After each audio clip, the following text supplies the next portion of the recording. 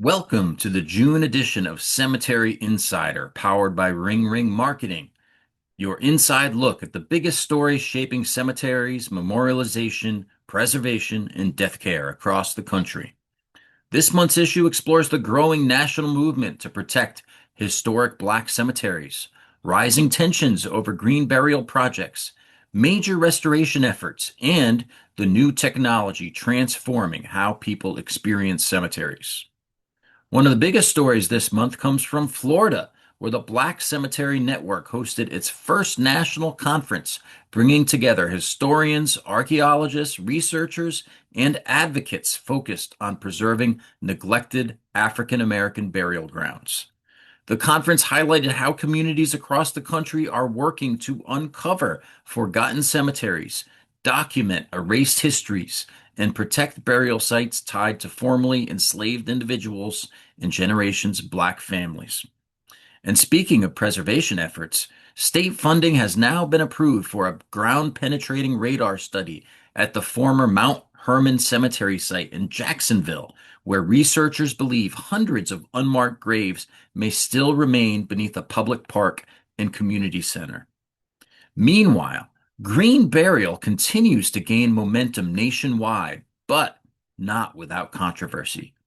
In rural Minnesota, a proposed natural burial cemetery has sparked an intense dispute involving accusations of harassment, surveillance drones, and legal battles as residents clash over environmental concerns and land use. A similar debate is unfolding in Colorado, where officials are considering ending traditional casket burials at a historic cemetery after radar studies revealed far more graves than originally documented. These stories show how cemetery expansion, sustainability, and burial capacity are becoming increasingly complex issues for local governments and communities. This month's issue also covers major cemetery security and restoration efforts.